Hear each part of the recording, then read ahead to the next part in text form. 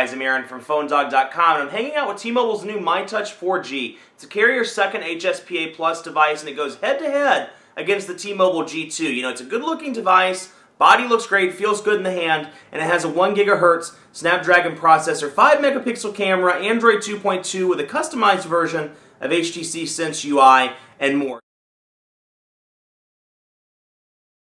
Let's jump into widgets. You know, in addition to the HTC widgets, you'll see some T-Mobile specific ones as well, like App Pack, Faves/Family widget, FriendStream, which is actually an HTC widget, Media Room, Twitter, Weather, YouTube, things like that. Now, you know, the Faves Family widget was actually installed on one of the home screens. There it is, the Faves widget. So, you know, we went back earlier and did the check balance Faves, so that's installed there, and that's a myTouch specific widget as well. Now let's jump into here real quick, and I want to take a look at T-Mobile TV, which is one of, like Sprint TV, it's T-Mobile's new TV program, and it's available on this device and on the HD7, the Windows Phone 7 device that recently launched.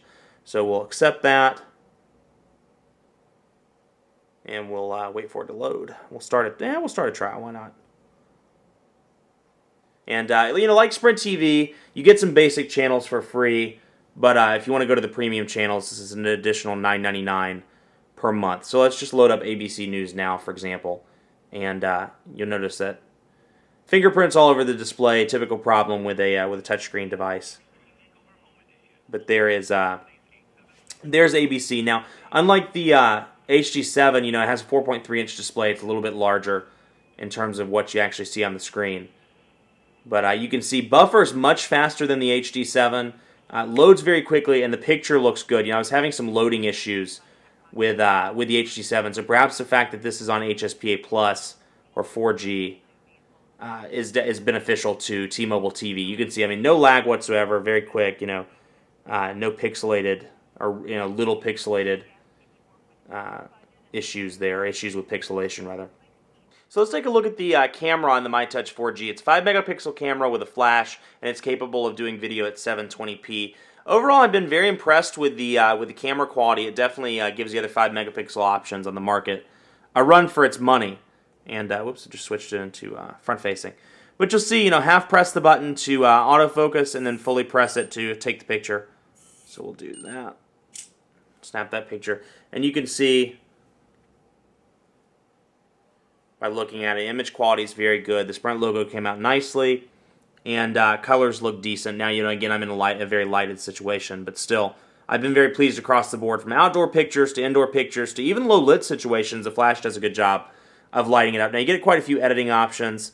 You can do effects and several different effects: grayscale, aqua, posterize, things like that. And then in addition, you can turn the flash on and off, and then go down into the advanced settings and control the self-timer. Some image adjustments, white balance, resolution, ISO, things like that. You can geotag as well. So quite a few options to make the picture your own.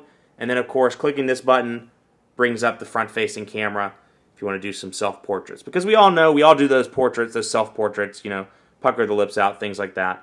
Or maybe that's just me. And then you can go into video mode.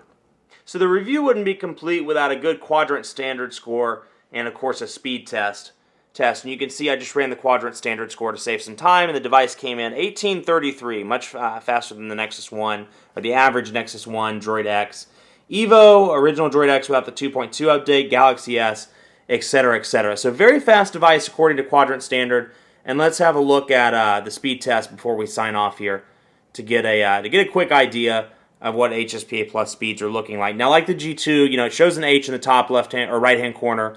There's no indication to tell really whether it's running on HSPA Plus or standard HSPA outside of going into the settings on the device. Now you can see, actually I need to activate GPS first. So now that it's found the Charlotte server, we'll do a speed test and see what the HSPA Plus speeds are like. Now I've been pretty disappointed with HSPA Plus speeds so far.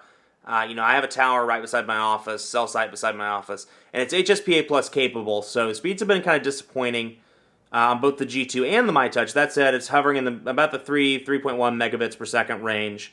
On the upload, 1,337 kilobits per second. The fastest I've seen on the myTouch is about 5 megabits per second. Otherwise, it usually hovers in the 2 to 3 megabits per second range. Kind of disappointing for HSPA Plus, but we'll keep monitoring that and let you know if developments break. Much more coverage to come on the myTouch 4G on PhoneDog.com. Be sure to like us on Facebook, Facebook.com/PhoneDog. We're giving away 100 iPads and a trip to the Super Bowl. Who knows? You could win. Head over to Facebook.com/PhoneDog. Like us, and be sure to enter the sweepstakes.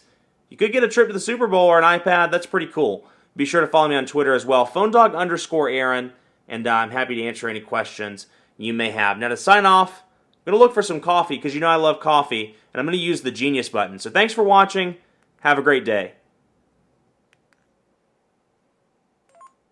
Find coffee. Woohoo!